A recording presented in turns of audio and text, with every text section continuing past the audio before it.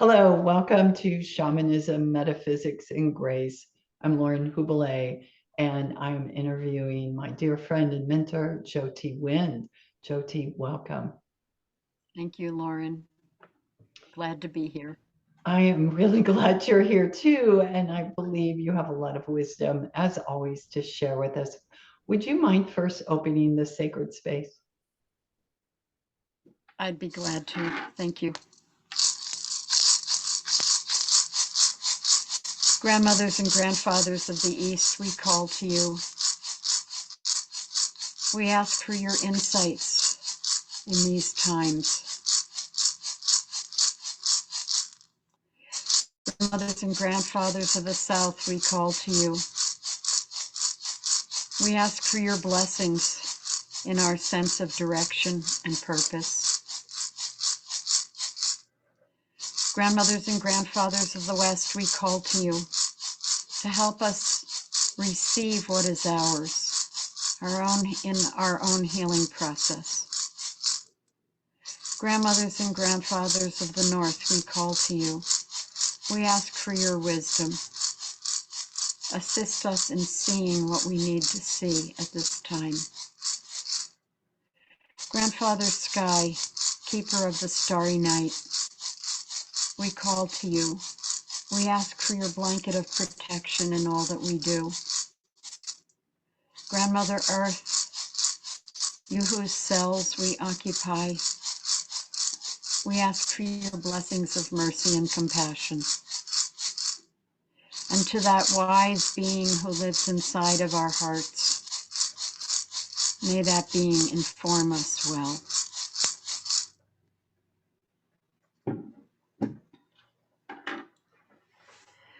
So I'd like to start today with a Rumi quote. Courage does not always roar. Sometimes courage is the quiet voice at the end of the day saying, I will try again tomorrow. Jyoti, what a beautiful, perfect quote you chose. It chose me. I had written it down months ago and I just happened to find it on my desk this morning and I thought, right now, this is a perfect quote. It's a reminder for me. It's a reminder about just, taking one day at a time. Sometimes that's what we have, being in the now. Or to quote Ram Dass, being here now, just being in the moment, moment to moment, not living in the past, not divining the future, but just really being as present as possible and remembering ourselves, remembering, bringing the members of ourself to the moment, not having, being spread out all over the place. That sounds really good in theory, Jyoti. How does one do that? Um, it comes and goes, we drift off into a storyline and it reminds me of meditation, day-to-day life reminds me of meditation practice. I mean, basically it's all the same anyway. And how in meditation, all of a sudden we have a thought and we go off on this storyline for a while and then we bring ourselves back. Oh, our intention was to quiet the mind or stay with our breath or whatever the intention was. And we bring ourselves back. And I think day-to-day life is like that too. We are doing something and all of a sudden our consciousness wanders somewhere off into the past or the future or around someone else's life or an opinion we have and whatever, and then we bring ourselves back to be as conscious in the moment as possible. And I think it's just a practice, just reminding ourselves because I really feel it takes a lot of courage. It takes a lot of courage to get up every day, do what you need to do for the day, um, have a sense of yourself, if possible, not just running on unconscious automatic, And I just think it takes a lot of courage for us to, especially age, especially in the aging process. I think it takes a lot of courage to age. And that's ongoing. I mean, we're aging from day one, right? Yes, it is. It just becomes more apparent the older you get. You Yeah, know, most people don't think about it when they're really young. no, no. I was listening to something yesterday that talked about that point we all get to in our life where we realize, um, we have less time ahead of us than we have behind us. And that's a huge turning point often for folks. Yeah, it is. And that some things you will not get to. Mhm. That realization of,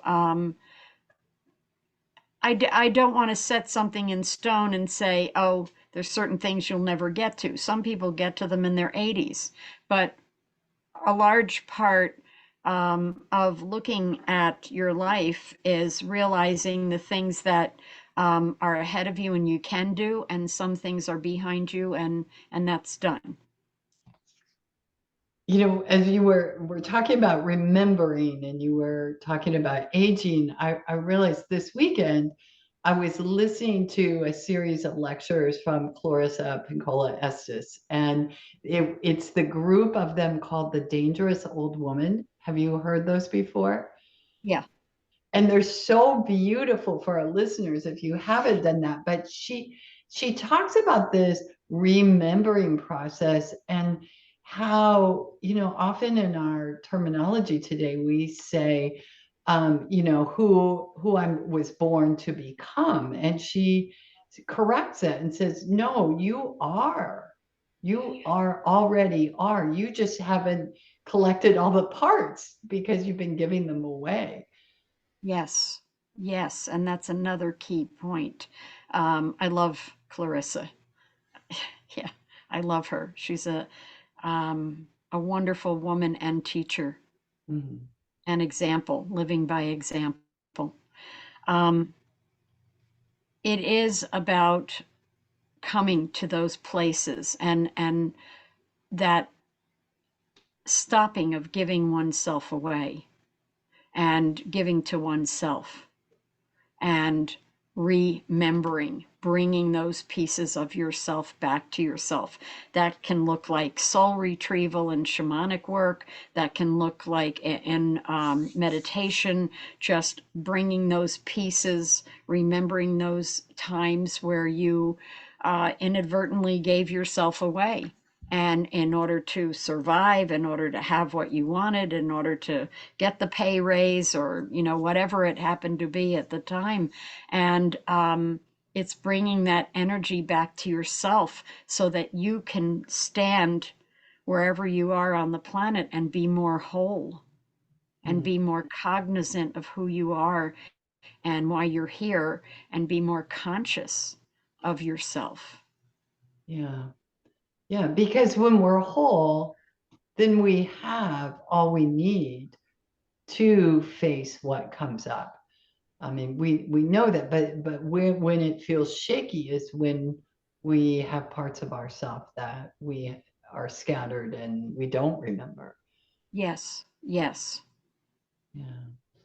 Yeah, you've often talked about, going back to our childhood and, are there parts of our childhood that we have, boxed away or compartmentalized in some way that was, not a memory I want to deal with or not a part of myself I feel good about.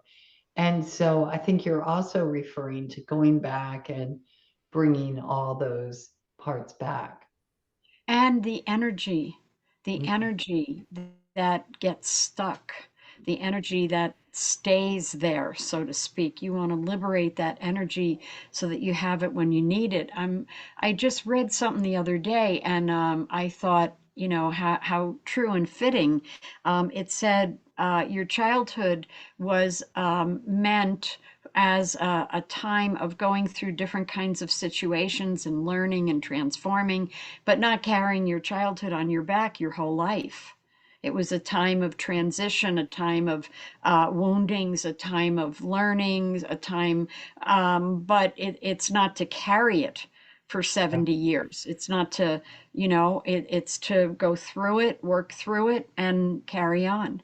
Right. And so many of us still that forms our identity. Those are our identifiers. I was the wounded child or the abused child or the forgotten child, whatever, and we still hang on to that. Yes, and it's important. I'm not minimizing it. I'm Yes. not minimizing the pain and suffering that goes with all of that. Um, but I also remember a time in my own process where I realized, okay, I've been carrying this around for a number of years now, and I need to keep going, move through it, and come out the other side if possible. And how'd you do that, Jyoti? I I was doing some Hakomi therapy with someone who became a very close friend, and I just got out of the car in the parking lot and thought about the session that I was stepping into, and rehashing this and rehashing that, and I just thought, okay, I've been carrying this around for 50 years. Time to take care of business. Not to be in my head about it and say, okay, I'm finished, right, and done, but just to say, okay, enough's enough. Let's get through this. I went into the session, told the therapist this is what I wanted to do, that I was ready to move through all this stuff. We had a great session, we had a great several more, and then I was out the other side. Wow. Wow. I just felt like I had the impetus and the energy to tie up some loose ends there and to take care of things and um, continue on. Um, and then, go back in at a later time and see if there was something else that was up for me at that time. But to just deal with things and continue. Jyoti, that reminds me that you've spoken in the last few Astro updates about this energy to take care of these lingering challenges that or things we're carrying around or baggage, whatever we want to call it, that energy is actually present for us right now. Oh, big time. Big time.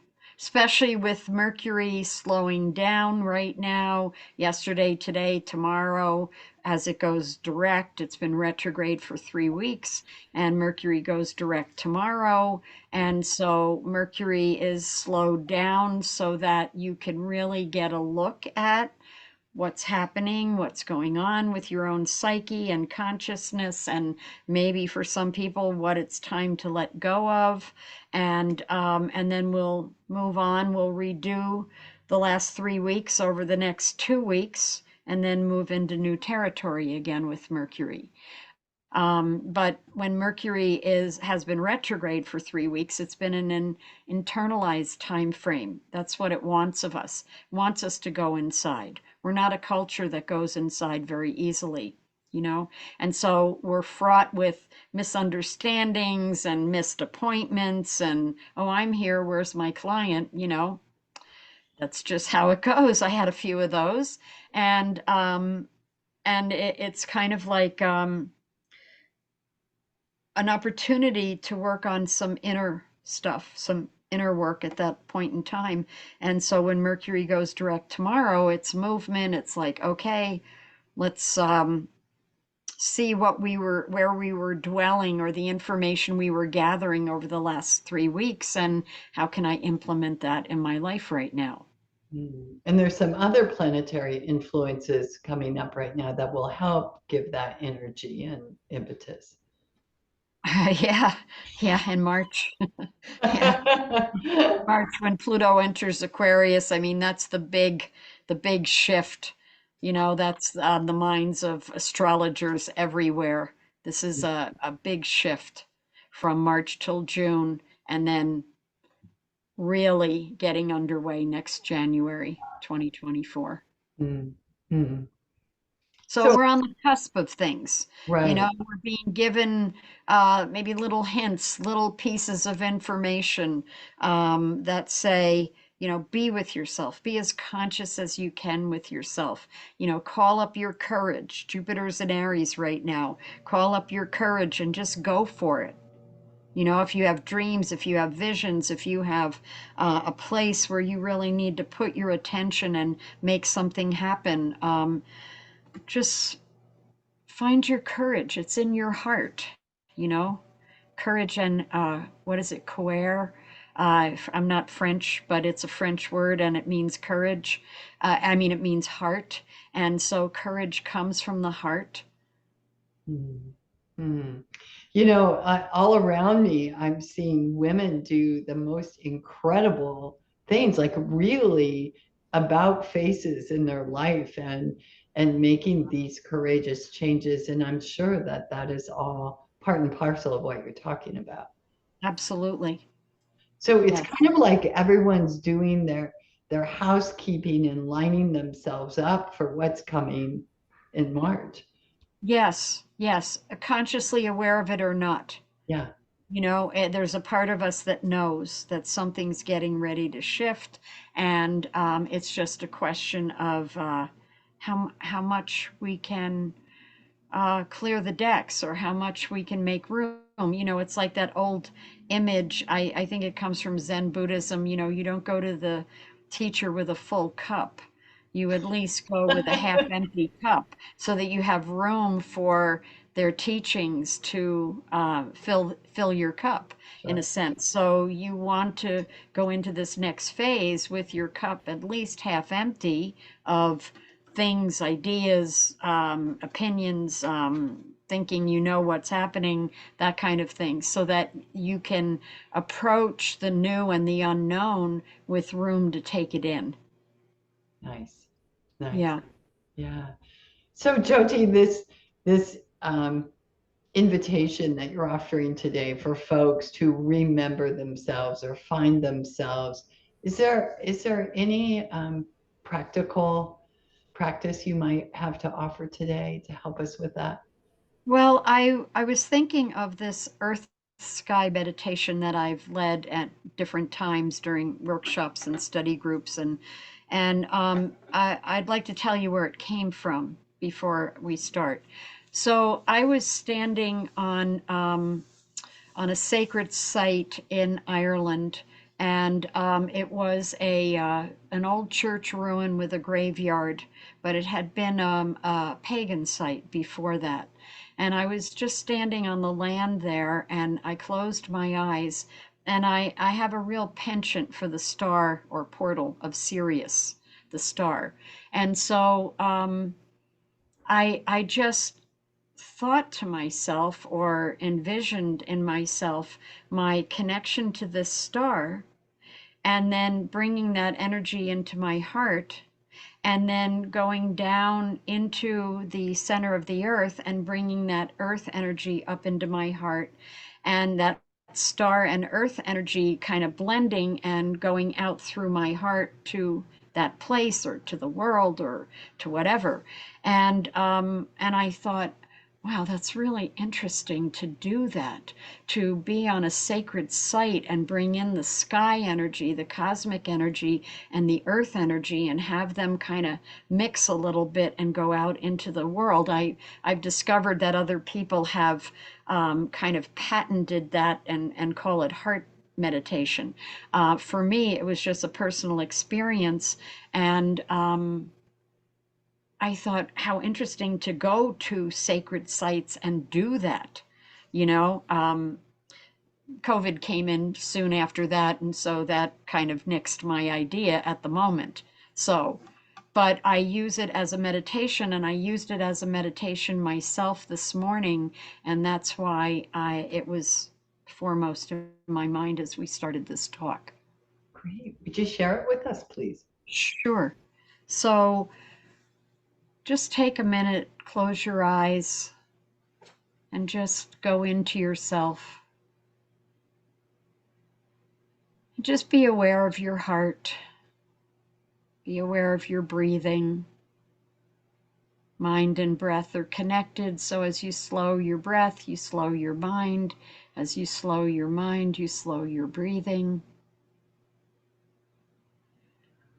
And just envision this energy, this consciousness of yours going up to a star in the heavens. It can be Sirius, it can be